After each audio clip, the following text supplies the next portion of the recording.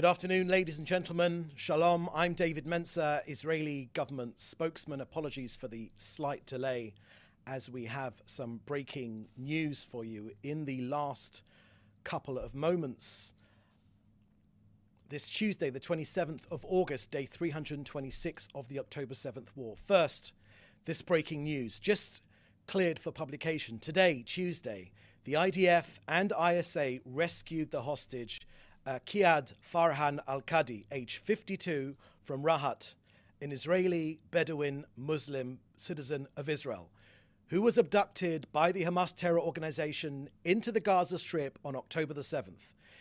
Qaid Farhan al-Qadi was rescued by our elite forces in a complex operation in the southern Gaza Strip. No further details can be published due to the considerations of the safety of our hostages and the security of our forces and, of course, national security.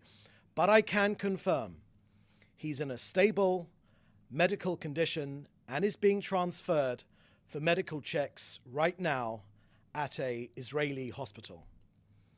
His overjoyed family has been updated with the details, and the IDF is accompanying them at this crucial moment.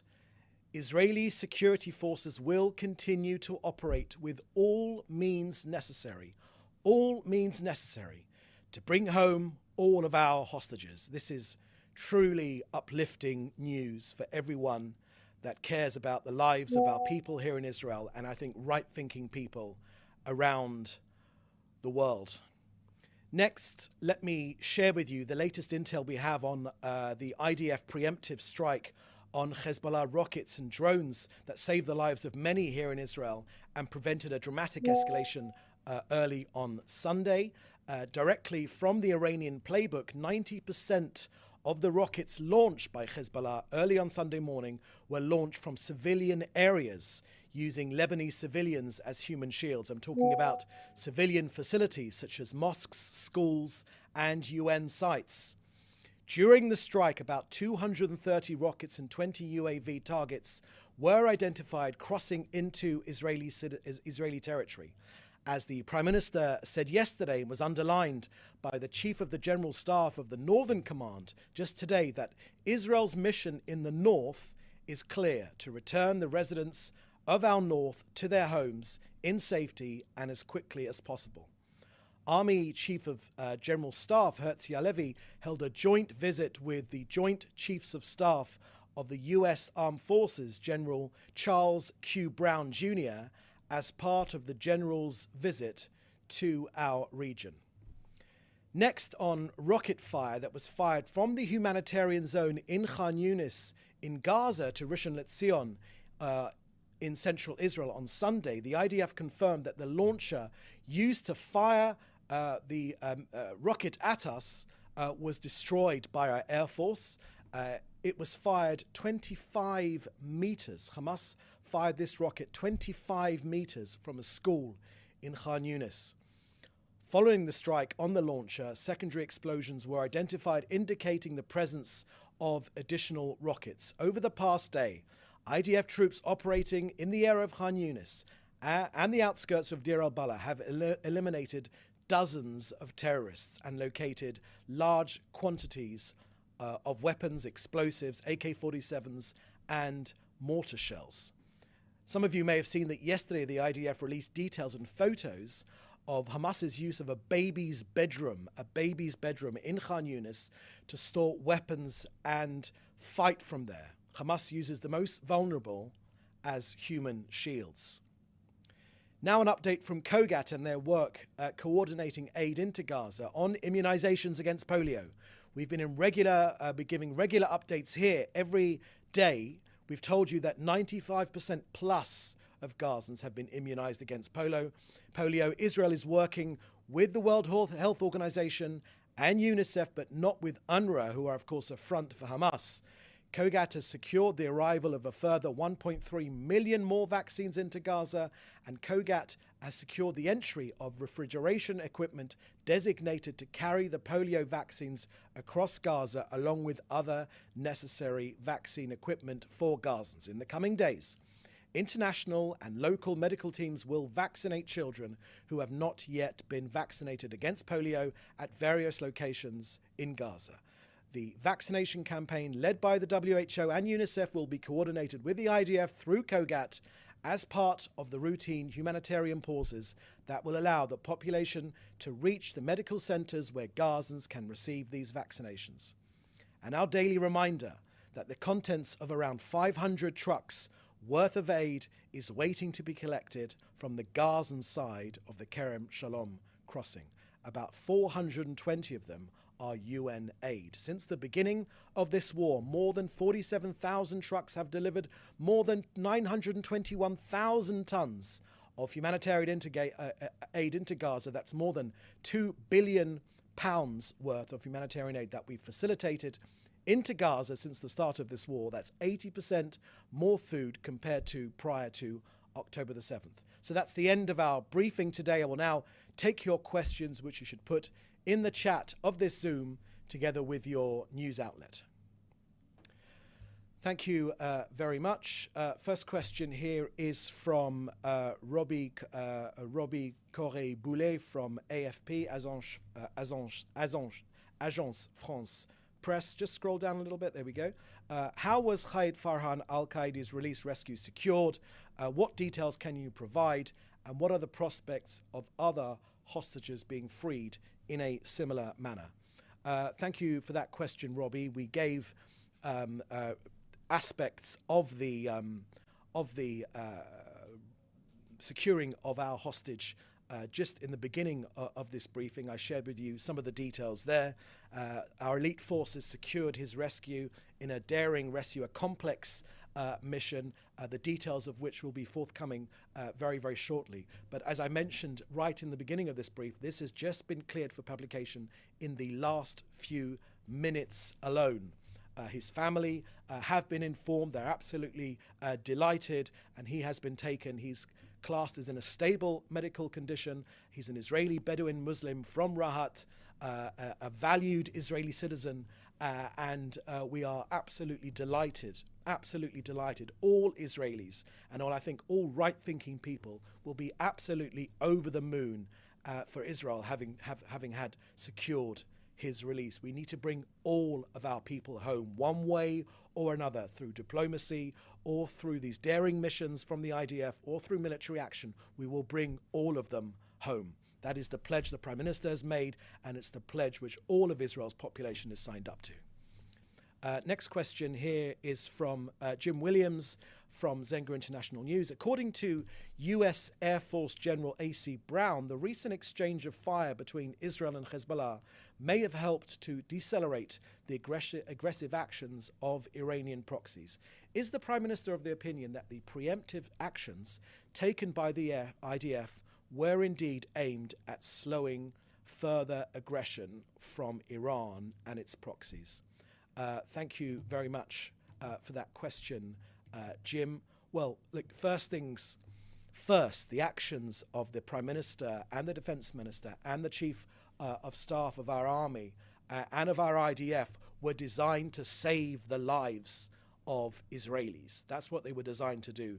These missiles and drones were primed to be launched, and with a few minutes to spare, our IDF bravely and expertly and precisely in 40 different locations, many of them in civilian areas, next to schools, next to mosques, even next to UN centres, held a phenomenal action to remove this threat and preempt this strike against Israel, which would have killed thousands. That's without talking about the tremendous damage to our people in the north and the centre of our country. Now look, we are determined to continue degrading Hezbollah's capabilities, eliminating more commanders and denying them assets and capabilities. We are not stopping for a moment. Hezbollah has other capabilities, and the mission is not yet complete. The Prime Minister's made that clear yesterday. And our mission here in Israel is clear: to return the residents of the north to their homes in safety. The IDF is operating around the clock to achieve this. We are determined to bring the residents of our north safely back to their homes as quickly as possible. The IDF is operating on all fronts with tremendous determination, tremendous professionalism and dedication to protect the citizens of our country. Lebanon and the Hezbollah terrorist organization, which operates under the guidance of Iran, are responsible for the escalation of the security situation in our north in violation of international law and UN Security Council resolutions 1559 and 1701. Thank you for that question, Jim. Next question from Joel Pollock at Breitbart News. Can you comment on the significance of the fact that the rescued hostage is a Bedouin Arab, Muslim citizen of Israel? What does this do for the unity in Israel and for Israel's international image? Thank you very much for that question, Joel. Each of our, until today, 109 remaining hostages, now 108, are dear to us. No matter what their religion. That is what Israel is all about. Yes, of course, we are a homeland for the Jewish people, but our Declaration of Independence makes absolutely clear, signed in 1948 by our first Prime Minister, David Ben-Gurion, we are re-establishing this country after 3,000 years of attachment to this land as a homeland for the Jewish people. Yes, of course, but always living in peace with the people that live here, no matter what their religion, no matter what their background. If they want to live in peace with us, then we are delighted, we are honored to live in peace with them.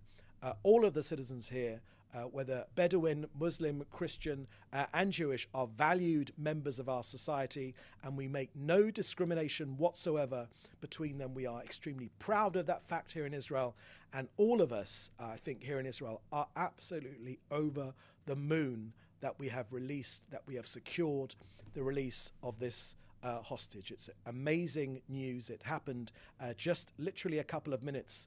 We were able to talk about it before we came on air, and I'm delighted to share that with you now. Our mission is very, very clear. We want to get all of our hostages home. We want to make sure that Hamas is destroyed militarily and its civil governing capabilities. And of course, we don't want to be here in another 18 months' time. The reality of October the 6th will not be the reality after this war. We will ensure that Gaza never again poses a threat to this country. Next question here is from Hannah Julian at the Jewish Press. There are reports that some Israeli authorities say the polio vaccines delivered to Gaza will make the situation worse, not better, and will spread the virus in Gaza and in Israel as well. What can you tell us about this? Thank you very much for that question, Hannah. That's a question for COGAT. We've been giving you daily updates of our objective to ensure that in addition to the 95% plus of Gazans which are vaccinated, that the other Gazans receive that vaccination. I will remind you, of course, that none of these issues, not one of these issues, would have been present if Hamas had not invaded our country on the 7th of October. The blame for this war lies at the leadership of Hamas, those which we have already taken out, eliminated, and of course Sinwar, who remains at large. But no one should be in any doubt. They are responsible for this war, for the suffering which they have brought upon Gazans people, for any problems which currently exist. Gazan kids will be ready to go back to school around about now. Okay, there could be in educational institutions, life could be continuing. We've been always trying to improve the situation of the ordinary Gazans, not Hamas members, ordinary Gazans. It is Hamas which has caused this war, and it is Hamas which is responsible for this, for the destruction there, and it is Hamas who we will destroy in order to provide a better life for ordinary Gazans. We are literally liberating Gaza from Hamas for the betterment of ordinary Gazans and, of course, for our own people as well. Next question from Fred Ager and it's a quote here. Farhan al-Qadi's return home is nothing short of miraculous. However, we must remember military operations alone cannot free the remaining 108 hostages who have suffered 326 days of abuse and terror. A negotiated deal is the only way forward. Close quote. This is from the Hostage Families Forum in a statement released moments ago. What's your response to the Hostage Families Forum? Thank you very much for that question, Fred. Firstly, we have made our war aims clear. It is to bring home our 108 remaining hostages. All of our people want that. 9 or 10 million people living here. There's wall-to-wall support for that objective, and that is precisely what we are doing through diplomacy, but also through military means. It's clear that Hamas only take these negotiations seriously when they're under military pressure. We know that to be true. That was true in November, and that managed to secure 100 of our hostages. All of us here understand that fact, and we want to bring all of our people home in common with the Hostage Families Forum and all Israelis and families of our dear hostages who have suffered terribly in these last almost 11 months now. Next question is from Joel Pollack at Breitbart News. Additional question. There are reports that al-Qadi escaped Hamas custody before he was rescued. Can you confirm? Thank you very much for that question, Joel. At the start of our briefing here today, I shared with you the details of the amazing release of al-Qadi. It's a phenomenal development. Let me share with you again, as it was just cleared for publication. Look, the IDF and the ISA rescued our hostage, Qaid Farhan al-Qadi. He's age 52 from Rahat, an Israeli Bedouin Muslim who was abducted by the Hamas terror organization into Gaza on October the 7th. Qaid Farhan al-Qadi was rescued. He was rescued by our elite forces. He was rescued by our elite forces in a highly complex operation in the southern Gaza Strip. We haven't got any more details to share with you because of public considerations, the safety of our hostages. Lives literally hang in the balance, and of course the security of our forces and national security. But I can confirm that he is, most importantly, in a stable medical condition, and he has been transferred for medical checks at an Israeli hospital. His family, who are overjoyed, has been updated with these details, and the IDF is accompanying them at this joyous time. Our Israeli security forces will continue to operate with all means necessary to bring home all of our hostages. It is our national mission. Our hostages are an open wound in our society. It is our duty to bring them home, and that is precisely what we will do. And no one, believe me, nothing on this earth, no force on this earth will stop us. Thank God that this man is home. Okay, that's the last question I can see here. So in the meantime, thank you for joining us on this uplifting day. We'll have another briefing for you tomorrow at the same time, 3:30 Jerusalem time. Please do stay safe, and thank you for joining us. Bye-bye.